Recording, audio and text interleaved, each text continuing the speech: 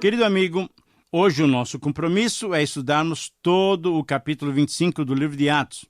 Agora, eu quero lembrá-lo que já estamos nos encaminhando para o final desse livro.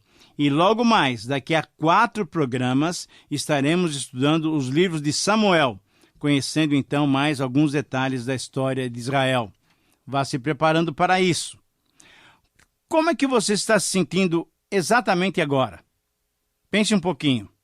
Você está alegre? Está feliz? Você se sente cheio de energia? Ou talvez você esteja meio tristonho? Você está perplexo diante dos últimos acontecimentos que você enfrentou? Você está desanimado? Pense um pouquinho, qual é o teu sentimento exatamente nesse momento? É de indiferença? Você não está se importando com nada? Não está nem alegre nem triste? Pare e pense um pouquinho. Faça uma análise da sua própria vida. Você acha que Deus se importa com você? Você crê que Deus se importa com seus sentimentos? Você crê que Deus pode controlar as situações respeitando os nossos sentimentos? Querido amigo, eu gostaria que você soubesse que Deus se importa sim com aquilo que vai no nosso interior, que vai nos seus sentimentos. Deus conhece e se importa com os nossos sentimentos. Deus está sempre presente e, como é soberano, está controlando toda a nossa história e, inclusive, percebendo e controlando os nossos sentimentos. Os nossos sentimentos não são ignorados por Deus. Ao estudarmos, então, esse capítulo 25, nós vamos abordá-lo destacando exatamente esse aspecto.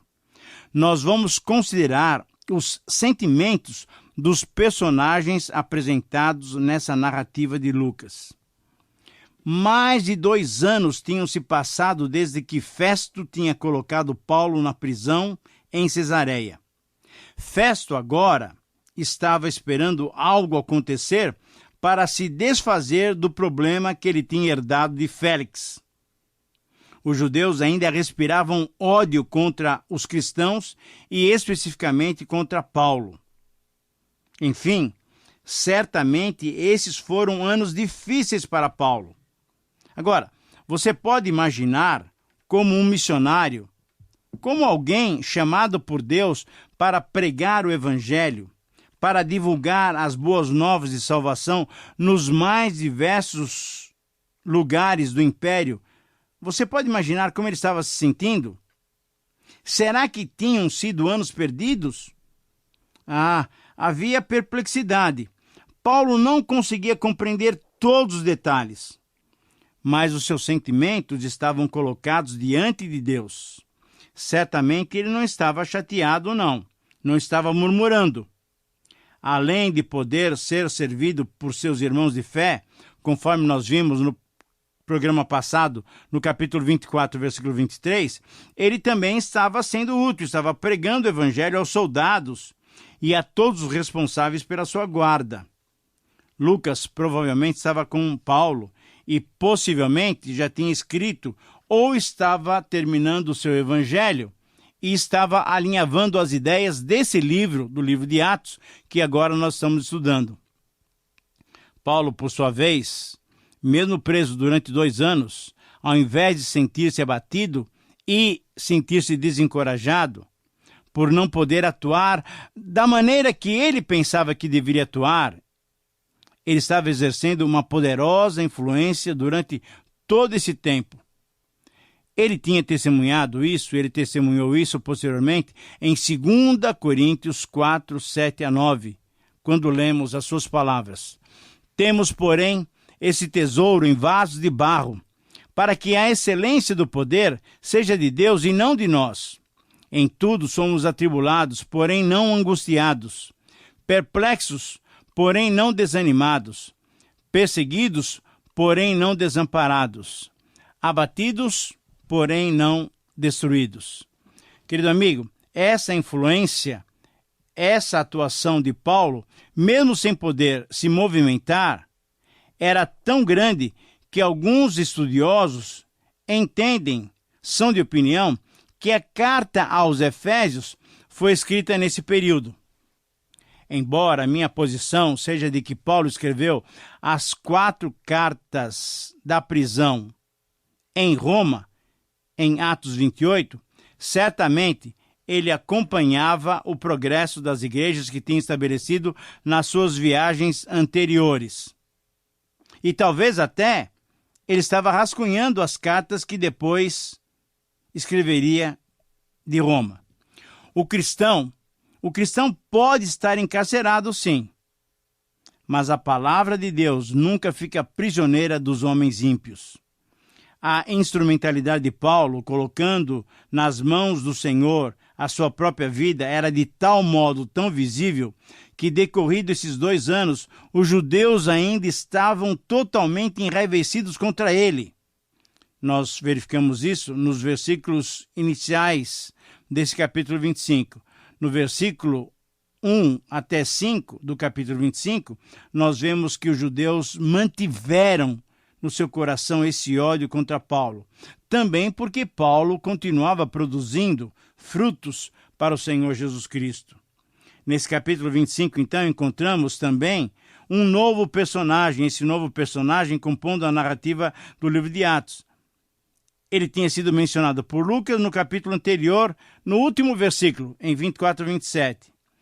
Ele era o governador que tinha chegado para suceder a Félix. Sobre esse personagem, podemos dizer que ele foi o exemplo de alguém que valorizou mais o que era passageiro em detrimento do que era eterno. Mas é importante nós conhecermos mais alguns detalhes sobre esse personagem. A sua identificação. Ele se chamava exatamente Pórcio Festo, cujo nome significava festivo, alegre. Ele foi o sucessor de Félix apontado por Nero, conforme 24 e 27. E ele governou a Judéia entre os anos 59 e 62. Na verdade, ele só parou de governar a Judéia em 62 porque ele faleceu enquanto estava ocupando o cargo. As circunstâncias de Festo devem ser conhecidas por nós também. Ele ouviu o testemunho do Senhor Jesus, mas perdeu a oportunidade de salvação, valorizando mais o passageiro do que o eterno. Ele manteve o julgamento de Paulo em Cesareia, não o transferindo para Jerusalém. E ao invés de definir o julgamento de Paulo, ele preferiu manter o seu status, ameaçando-o, conforme nós vamos verificar no versículo 9 desse capítulo 25. O caráter de Festo, os seus sentimentos eram variáveis. Ele demonstrava dinamismo, conforme lemos logo no primeiro versículo desse capítulo, mas ele queria também agradar os judeus, conforme o versículo 9. Ele explorou Paulo, apresentando-o como um atrativo para Herodes Agripa II. Esse Herodes Agripa II era neto de Herodes o Grande, filho de Herodes Agripa I, que mandou matar a Tiago. E esse Herodes Agripa II tinha como sua companheira Berenice. Festo isentou-se do dever, não julgando Paulo, e ele usou a transferência enviando Paulo para Roma. Festo queria se livrar do problema. Muito bem. Depois de conhecermos um pouco mais sobre esse homem, quando lemos o capítulo, percebemos que ele, desejando obter a boa vontade dos judeus, ele desafiou a Paulo perguntando se desejaria ser julgado por ele diante do Sinédrio em Jerusalém. Mas Paulo, sabendo do risco que corria e por saber que não haveria isenção em Jerusalém, como cidadão romano, o que Paulo fez? Ele apelou para César, isto é, ele fez valer o seu direito, o direito que ele tinha de ser julgado na capital do império. Paulo, então, discernindo a vontade de Deus, percebeu que com esse pedido, a visão de Jesus, A visão que Jesus lhe tinha dado em 23:11 estaria se concretizando. Apesar das ciladas dos judeus, apesar da covardia moral dos governadores romanos, o caminho para Roma estava sendo aberto pela boa mão e pela soberana mão de Deus. Deus estava no controle das situações e, com certeza, no controle dos sentimentos de Paulo, de Festo, dos judeus, enfim, Deus estava no controle de toda a situação. As palavras de Jesus, registradas em Marcos 13:9, estavam se cumprindo. Ali lemos essas palavras do Salvador: Estai vós de sobreaviso, porque vos entregarão aos tribunais e às sinagogas. Sereis açoitados e vos farão comparecer à presença de governadores e reis, por minha causa, para lhes servir de testemunho. Querido amigo, temos que reconhecer que os planos de Deus não são impedidos por qualquer autoridade humana. Por isso, como título para esse capítulo, podemos fazer a seguinte afirmação: o controle soberano de Deus sobre todos os sentimentos e situações. E essa afirmação que todos temos experimentado é de fato verdadeira, pois nós comprovamos nessa história de Paulo e da sua prisão, nós comprovamos que, primeiramente, Paulo saiu preso de Jerusalém, isto é, a capital religiosa dos judeus, e passados 2 anos, ele ainda estava preso, agora em Cesareia, capital política da Judéia. Segunda constatação é que Paulo, que esteve sob o governo de Félix, agora estava sob o governo de Festo, e sempre testemunhando-lhes do Evangelho. Uma terceira constatação, durante esse período de aparente desvio dos planos divinos, provavelmente Paulo se perguntou por que Deus permitia aquela situação. Humanamente, quem estava no controle eram os homens. Mas sabemos, e vamos verificar, que quem estava no controle era o Senhor Deus. Uma quarta constatação ainda é que Festo, também sentindo o desejo dos judeus e querendo assegurar a sua posição, ele agradou os judeus mantendo Paulo preso, enquanto esses mantiveram um ódio contra Paulo, colocando-o no tribunal, onde foi novamente acusado e de uma maneira injusta. E a última e quinta constatação, nós entendemos que, para agradar os judeus, Festo também submeteu o caso de Paulo ao rei Agripa II, Herodes Agripa II, como um atrativo.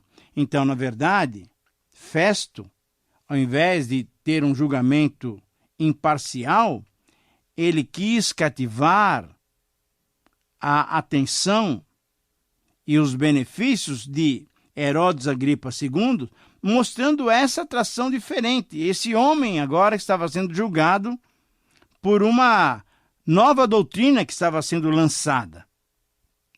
Querido amigo, com todos esses acontecimentos e diante de todos esses sentimentos envolvidos, a certeza que podemos ter é que cada um desses detalhes, cada um desses sentimentos das pessoas que estavam envolvidas nessa trama, todos eles estavam sob o controle de Deus. Cada personagem dessa narrativa. Veja só, Festo, Herodes Agripa, os judeus, os próprios romanos e Paulo.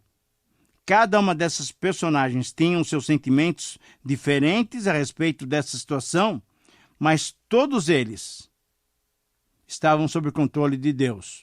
Na verdade, o futuro de cada um desses personagens estava em jogo.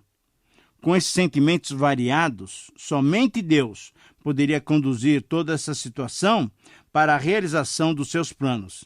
Então, quando analisamos esse relato tão minucioso de Lucas, o princípio que nos vem do texto pode ser expresso através da seguinte afirmação: todos devemos saber que os sentimentos e movimentos humanos estão sob o controle soberano de Deus na realização dos seus planos. E eu repito, e essa frase, que é o resumo do capítulo 25 nos seus 27 versículos, diz assim, se você quiser anotar: todos devemos saber que os sentimentos e movimentos humanos estão sob o controle soberano de Deus na realização dos seus planos. Então, nesse texto, nesses 27 versículos, nós vamos encontrar 3 evidências do controle soberano de Deus sobre os nossos sentimentos, sobre os movimentos humanos na realização dos seus planos. A primeira evidência do soberano controle divino se percebe na expectativa de cada personagem envolvido.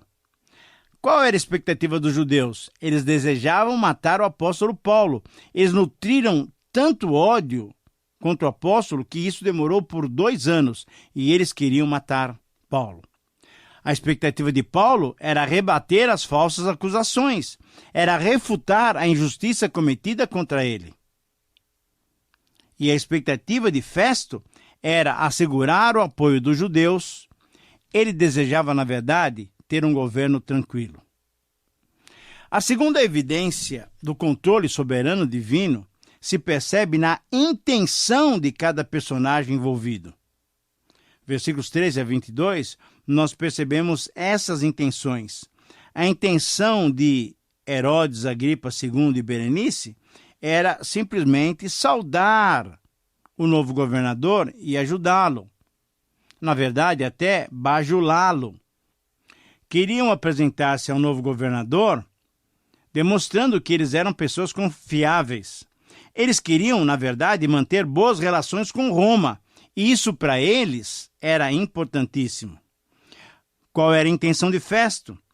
Conforme os versículos 14 a 20, Festo queria ajuda no caso intrincado dos judeus contra Paulo. Era um caso realmente delicado.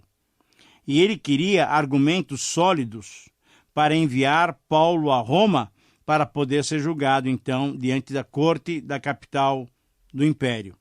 Na sua soberania, querido amigo, Deus fez com que o próprio Festo, ao comunicar para Agripa a situação de Paulo, o próprio Festo testificasse que Paulo pregava a ressurreição em Cristo Jesus. Agora temos que ver também que Paulo tinha suas intenções também. E a intenção de Paulo era alcançar Roma. O seu grande objetivo era alcançar Roma. Portanto, ele apelou com sabedoria, com certeza, sob a orientação do Espírito Santo, para o tribunal de César, que estava na capital.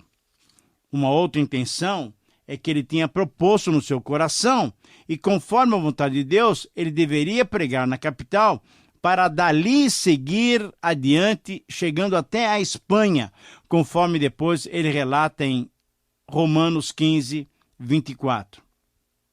Agora, em terceiro lugar, nessa colocação que nós fizemos, de que as evidências do controle soberano de Deus na vida de cada um dos seus filhos e na vida de todos os seres humanos, o controle, inclusive, sobre os sentimentos e movimentos, a terceira evidência se percebe na motivação de cada personagem envolvido nessa trama. Nos versículos 23, 24, 25, 26 e 27, nós encontramos a motivação de 5 personagens. Primeiramente, a motivação de Herodes Agripa II, no versículo 23. A sua motivação era desfilar o seu poderio e a sua importância, assim como seu pai fizera em Atos 12, 21 a 22. E ali, por causa do seu orgulho, você deve se lembrar que Herodes Agripa I foi fulminado. A motivação de Herodes Agripa era demonstrar ao novo governador a importância dos judeus diante de Roma. A motivação já do governador Festo, nós encontramos nos versículos 24 e 25. Ele queria mostrar aos judeus que não estava contra eles. Ele queria esclarecer o seu procedimento também.